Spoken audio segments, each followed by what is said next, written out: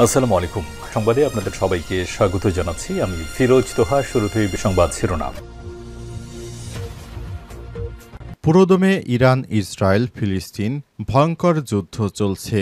আর এই মুহূর্তে আমাদের হাতে এসছে যুদ্ধের গুরুত্বপূর্ণ কিছু আপডেট সংবাদ। শুরুতেই জানাবো ইসরায়েলে দুটি ব্যালিস্টিক ক্ষেপণাস্ত্রের আঘাত। ইয়েমেন থেকে ইসরায়েলকে লক্ষ্য করে দুটি ব্যালিস্টিক ক্ষেপণাস্ত্র হামলা চালিয়েছে ইরান সমর্থিত হুতি বিদ্রোহীরা। আজ এই হামলা চালানো হয়েছে। ইসরায়েলি সামরিক বাহিনী এই সব তথ্য জানিয়েছে খবর টাইমস অফ ইসরায়েলের। এরপর জানাবো এবার দখলদার ইসরায়েলের বিরুদ্ধে অস্ত্র হাতে নিচ্ছে সিরিয়ার বাসিন্দারা।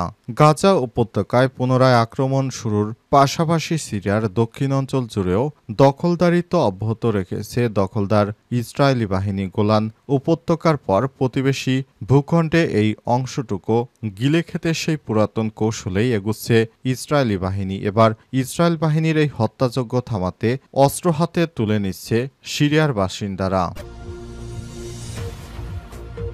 এবারে জানাবো ঢাকায় মার্চ ফর গাজা কর্মসূচি দেখে আবেগ আপ্লুত আরবের যুবক। তিনি বলেন, আমি আরব জাতীয়তা নিয়ে লজ্জিত।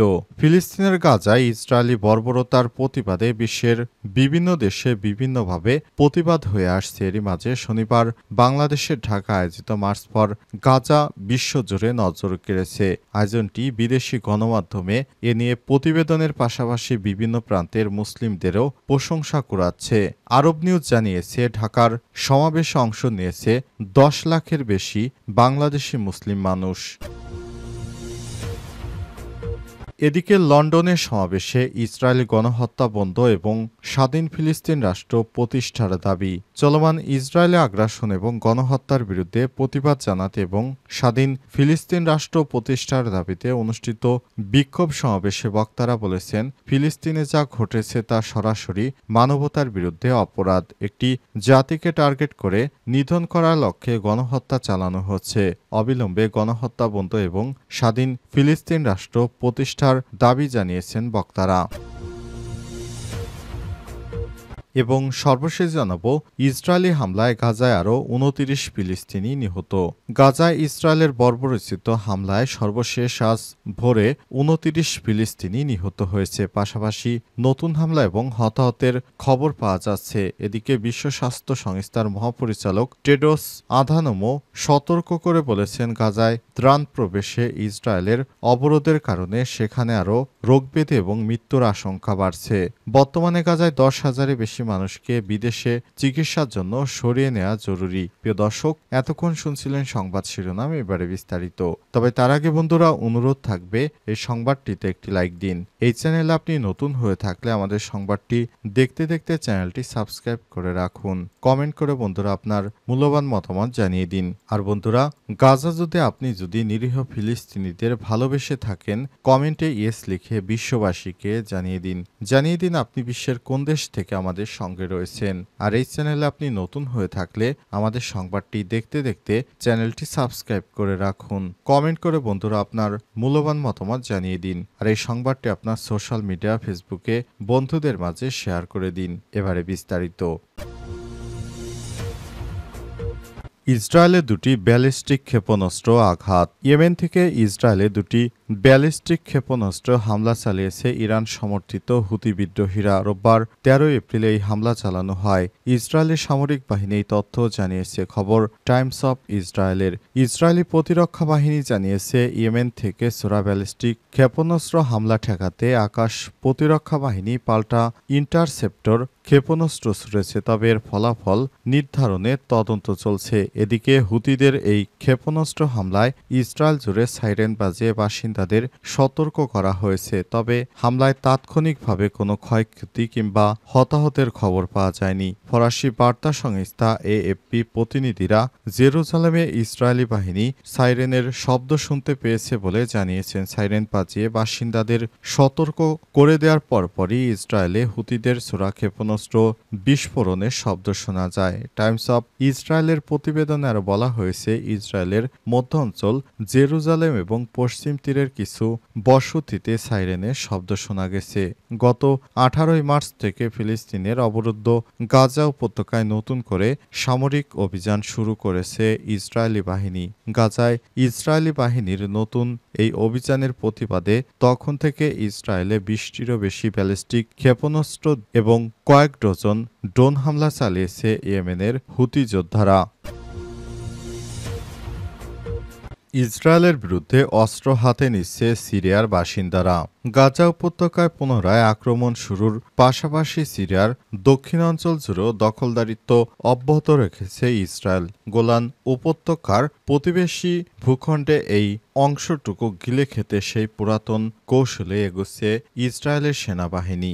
স্থল হামলা প্রসারিত সিরিয়ায় আসাদ সরকারের পতনের পর থেকে দেশটির বিভিন্ন স্থানে তাণ্ডব চালাচ্ছে বর্বর ইহুদি সেনারা। সেখানেও চলছে হত্যাযোগ্য দখলদারিত্ব। সাম্প্রতিক সপ্তাহগুলোতে সিরিয়ার দক্ষিণাঞ্চল জুড়ে স্থল আক্রমণ আরও জোরদার করেছে। তবে এবার ইসরায়েলের বিরুদ্ধে প্রতিরোধ গড়তে অস্ত্র হাতে নিয়েছে সিরিয়ার দক্ষিণের শহর দারার বাসিন্দারা। খবর এপির। সম্প্রতি সিরিয়ার দক্ষিণে বিমান হামলা এবং স্থল হামলা বাড়িয়েছে ইসরায়েল। সিরিয়ার ভূখণ্ডেও মাইলের পর মাইল অগ্রসর হয়েছে। জমি ও ঘরবাড়ি দখল করেছে, কৃষকদের হত্যা করেছে এবং এই অঞ্চলে জনসংখ্যাকে বিভক্ত করার চেষ্টা করছে দখলদার ইসরায়েলি বাহিনী। সিরিয়ার মাটিতে ঘাঁটি স্থাপন করেছে তারা। এছাড়াও সিরিয়ার দক্ষিণে সম্পূর্ণরূপে সাময়িকীকরণের দাবিও করেছে ইসরায়েল। চলতি বছরের ফেব্রুয়ারিতে একটি সামরিক অনুষ্ঠানে নেতানিয়াহু বলেছেন, আমরা কুয়েন্তা দারা এবং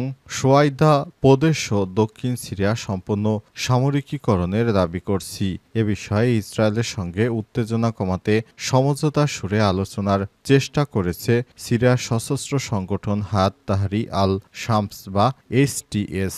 সংগঠনটির একজন সাবেক সদস্য জানিয়েছেন, আমরা ইসরায়েল বা অন্য কোনো পক্ষের সঙ্গে কোনো সংঘাত চাই না এবং আমরা সিরিয়াকে আক্রমণের ক্ষেত্র হতে দেব না। এর আগে গত ডিসেম্বরে সিরিয়ায় ইসরায়েলি আক্রমণের প্রথম ঢেউয়ের পর দেশটির প্রেসিডেন্ট আহমেদ আল শারা বলেছেন, সিরিয়ার জনগণ স্থিতিশীলতার জন্য সময়কাল প্রয়োজন, অতএব হামলা বন্ধ করতে হবে এবং তাদের ইসরায়েলি সেনা সিরিয়া থেকে প্রত্যাখ্যান করা উচিত। এরপর থেকেই সারা তেল আবিবের সঙ্গে উত্তেজনা কমানোর চেষ্টা চালিয়ে যাচ্ছেন।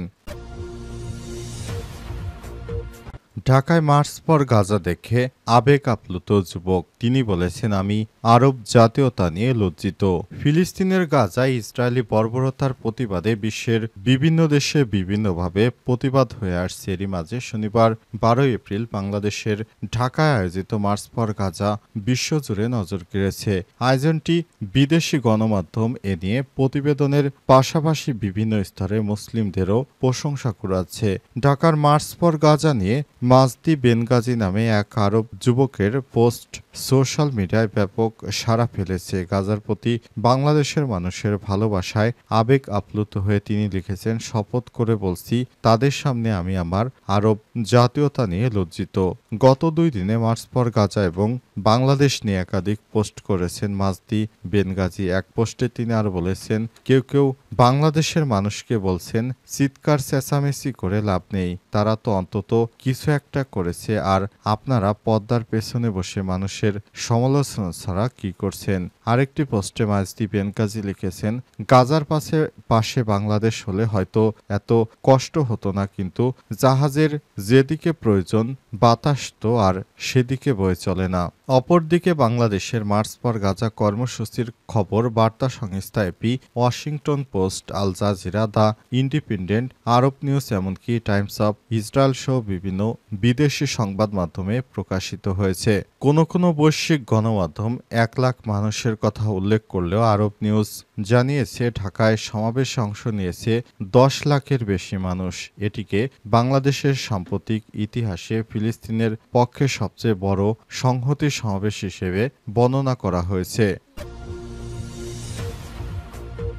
লন্ডনের সমাবেশে ইসরায়েলি গণহত্যা বন্ধ এবং স্বাধীন ফিলিস্তিন রাষ্ট্র প্রতিষ্ঠার দাবি।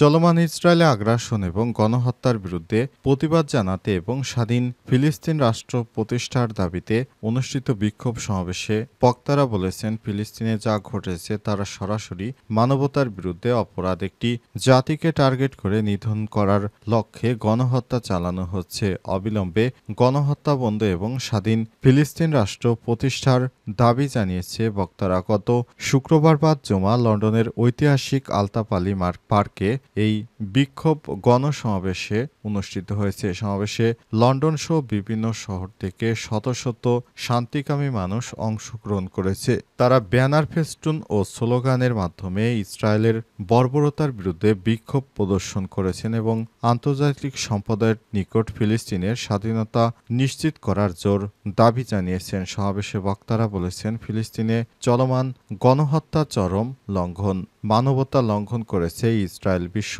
বিবেককে এখনই জাগ্রত হতে হবে। অবিলম্বে এই হত্যাযজ্ঞ বন্ধ করতে হবে এবং স্বাধীন ফিলিস্তিন রাষ্ট্র প্রতিষ্ঠায় কার্যকর পদক্ষেপ নিতে হবে বলেও জানান বক্তারা। বক্তারা আরও বলেন, ফিলিস্তিনে প্রতিদিন শিশুদের হত্যা করা হচ্ছে, হাসপাতাল, স্কুলে বোমাবর্ষণ চলছে। এটি কোনো সাধারণ সংগঠন বা সংঘাত নয়, এটি একটি পরিকল্পিত জাতিগত নিধন, একটি চলমান গণহত্যা।